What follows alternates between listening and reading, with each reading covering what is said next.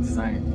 Хижата все още има запазени снимки, но от снимките, както и споменът за хората, които са изобразени на тях, ще бъде заличен.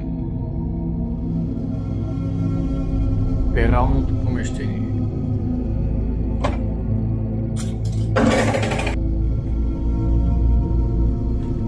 Колкото по-нагоре се качваме, толкова по-сериозна е разрухата.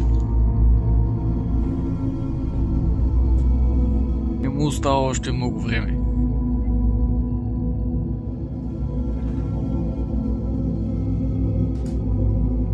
Лястовици са намерили подслон в тази хижа.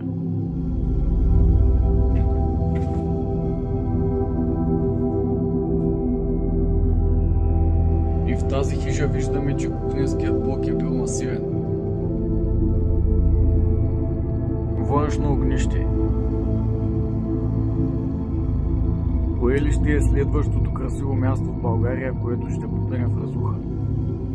Изглежда, че хижата е обречена, както са обречени наследниците на нейните създатели.